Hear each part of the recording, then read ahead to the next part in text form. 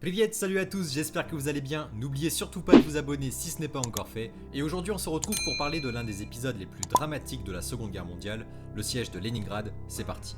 Déjà il faut savoir que Leningrad, en plus d'être une ville d'importance stratégique avec ses nombreuses usines d'armement, c'est aussi une ville hautement symbolique.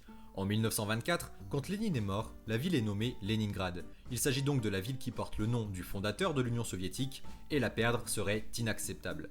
Et comme vous le savez, c'est Staline qui succède à Lénine et qui devra porter le lourd fardeau de la Grande Guerre patriotique. C'est comme ça qu'on appelle la Seconde Guerre mondiale en Russie, et elle débute en 1941 lorsqu'Hitler envahit l'URSS. Le 22 juin 1941, l'Allemagne nazie lance son plan Barbarossa, selon lequel la Wehrmacht envahira l'Union soviétique dans des temps records grâce à leur stratégie de Blitzkrieg, la guerre éclair. Les Allemands lancent leur attaque sans déclaration de guerre et pensaient qu'ils anéantiraient l'Union soviétique en seulement 4 mois. Grave erreur. On assiste alors à l'invasion la plus massive et la plus meurtrière que notre monde n'ait jamais connue. 4 millions de soldats allemands, 600 000 véhicules et 600 000 chevaux s'engagent sur le front de l'Est. Les Allemands progressent et parviennent avec grande difficulté jusqu'à Leningrad, puisque sur leur chemin, les Russes se battent jusqu'à la mort plutôt que de se rendre, même quand ils sont entourés de toutes parts, car ils connaissent le sort qui leur sera réservé, l'esclavage ou l'exécution. Dans leur doctrine, les nazis considéraient les Slaves comme une race inférieure qu'il fallait asservir ou éradiquer. Dans ces conditions, la population des villes et des villages s'est très vite rendu compte que les Allemands n'étaient pas venus les libérer du totalitarisme de Staline, et des groupes de résistants se sont formés partout où les Allemands passaient. Sans ces groupes de résistants, qui par leurs actions obligeaient les Allemands à laisser beaucoup de soldats à l'arrière pour surveiller leurs lignes d'approvisionnement, sans doute que Leningrad n'aurait pas résisté aussi longtemps. Mais dans le même temps, les soviétiques subissent l'attaque de la Finlande au nord, qui s'est alliée aux nazis. A la base, c'est les soviétiques qui ont attaqué la Finlande, mais comme elle était trop faible pour se défendre, ils se sont alliés avec les nazis. Et donc, ils sont pris en tenaille, au nord les Finlandais et au sud les Allemands. Au sud, le 14 juillet, les Allemands atteignent le fleuve Louga et se rapprochent dangereusement de Leningrad. Le lendemain, une contre-offensive est lancée par le maréchal Vorochilov pour les repousser et gagner du temps afin que la population civile puisse fortifier Leningrad. Mi-août, les Allemands assiègent Tallinn, la capitale de l'Estonie, mais les Soviétiques parviennent à faire évacuer 28 000 personnes et 66 000 tonnes de matériel par la mer. Ceux-ci sont acheminés jusqu'à Leningrad et seront précieux pour la défense de la ville. Le 8 août, des renforts arrivent pour les Allemands et ils reprennent la marche vers Leningrad. L'avancée des divisions de Panzer est rendue très difficile par les Soviétiques qui les pilonnent. Leurs pertes sont énormes, mais ils parviennent quand même à percer la ligne de défense. Plusieurs divisions allemandes tentent d'approcher et de rentrer dans la ville, mais c'est peine perdue. La défense de Leningrad, organisée par le général Zhukov, est solide et bien organisée. Les nazis décident donc de l'entourer, mais il leur faudra encore un mois entier pour parvenir à encercler la ville. Le 8 septembre 1941, le deuxième siège le plus long de l'histoire débute. C'est le siège de Leningrad. Il durera près de 900 jours, soit 2 ans et demi.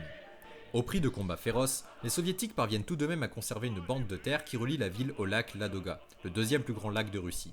Sur ce lac, la Russie possède une flottille importante qui empêche les nazis et les Finlandais de le contrôler. Cette flottille permettra d'approvisionner la ville en vivres et en matériel jusqu'en 1944, quand les Allemands seront repoussés. L'hiver, quand le lac était gelé, les vivres étaient simplement transportés en traîneau, voire même en voiture ou en camion. Vu son importance vitale pour la survie des habitants de Leningrad, cette route d'approvisionnement sera surnommée la route de la vie. La population s'est organisée en milice, prête à défendre la ville coûte que coûte. Elle est armée directement par les usines de Leningrad. D'ailleurs, les tanks KV-1 et les canons qui sortent tout neufs des usines renforcent chaque jour les défenses de la ville. Leningrad doit tenir, non seulement pour que les usines continuent de fonctionner, mais aussi car la chute de Leningrad permettrait aux Allemands de déplacer leurs troupes sur Moscou. Du sort de Leningrad dépend donc le sort de toute l'URSS. Dès le 12 décembre, soit moins d'une semaine après le début du siège, un inventaire des vivres est fait. Céréales, pâtes et de la viande pour 30 jours. Sucre et conserves pour 300 jours. Un rationnement est mis en place et les habitants obtiennent des cartes d'alimentation. Mais ça ne sera pas suffisant pour survivre près de 900 jours. D'autant plus qu'il y a beaucoup de bouches inutiles à nourrir, c'est-à-dire des vieillards et des enfants notamment, qui n'ont pas pu être évacués avant le siège. Et la situation se dégrade sur bien d'autres aspects. L'électricité est coupée, les tramways qui traversent la ville sont arrêtés, il n'y a plus de lumière. Mais pire encore, le chauffage est coupé, alors que l'hiver 1941 est particulièrement froid, allant jusqu'à moins 38 degrés à Leningrad. Pour survivre, la population brûlait tout ce qu'elle pouvait trouver, ce qui causait parfois des incendies dramatiques. Mais tant que la route de la vie fonctionne, on arrive encore à limiter les dégâts. De la nourriture et du combustible sont apportés, tandis qu'on essaye d'évacuer ceux qui ne peuvent pas combattre. Mais le 15 novembre, le lac commence à geler. Les bateaux ne peuvent plus naviguer et la glace n'est pas assez solide pour que les camions puissent passer. On utilise alors des traîneaux tirés par des chevaux pour convoyer la nourriture jusqu'à Leningrad, quand ceux-ci ne sont pas la cible de l'aviation allemande qui a la maîtrise du ciel. La nourriture se fait de plus en plus rare. Les rations sont réduites pour la 5e fois consécutive. En novembre 1941, chaque citoyen a droit à 125 grammes de pain, tandis que les soldats sur la ligne de front ont droit à un peu plus. 11 000 civils meurent de faim, puis 50 000 en décembre. En janvier 1942, c'est 4 000 civils qui meurent de faim chaque jour. Naturellement, les chats et les chiens sont tués pour être mangés, mais rapidement il n'y en a plus, et pourtant, il faut survivre. Une partie de la population commence alors à pratiquer le cannibalisme sur des gens qui viennent de mourir de faim. Et malgré l'urgence de la situation, cette pratique est condamnée et la police procède à plus de 2000 arrestations pour cannibalisme. Pendant très longtemps, cet épisode sera complètement censuré par le pouvoir soviétique. Le 12 janvier 1943, les Russes lancent l'opération Iskra, ou l'opération Étincelle en français, dont le but est de rompre le siège de Leningrad. Il s'agit de faire se rejoindre l'armée défendant Leningrad avec le reste de l'armée rouge à l'est, en créant un véritable couloir qui permettra un approvisionnement beaucoup plus conséquent et régulier que sur le lac. Voilà le schéma du plan Iskra. En rouge, ce sont les armées soviétiques, et le reste, c'est le terrain conquis par les Allemands. Les flèches en rouge, c'est les attaques soviétiques.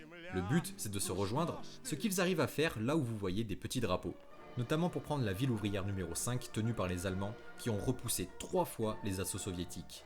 Les flèches bleues, c'est les contre-attaques allemandes. Finalement, à la fin de cette opération qui est un succès, la ligne de front se déplace ici, avec les pointillés en rouge, ce qui permet aux soviétiques de créer une ligne de chemin de fer pour relier Leningrad et leur apporter l'approvisionnement nécessaire. Au prix de 34 000 morts et de 80 000 blessés pour les Russes, l'opération Iskra a non seulement permis de rendre impossible la prise de Leningrad, mais l'a aussi permis de rétablir un approvisionnement correct de la ville. Il faut aussi noter que durant cette opération, les soviétiques sont parvenus à capturer en parfait état un exemplaire du fameux char Tigre. Il fut envoyé à l'est pour qu'on puisse étudier ses caractéristiques. Quelques jours plus tard, on annonce la victoire à Stalingrad, une autre bataille sur laquelle j'ai fait une vidéo très complète dont je vous mets le lien en description.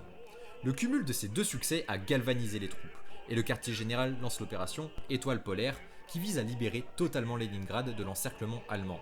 Ce ne fut malheureusement pas une réussite, et il fallut attendre 1944 et les offensives de Leningrad-Novgorod pour repousser l'ennemi, qui perdra 72 000 hommes.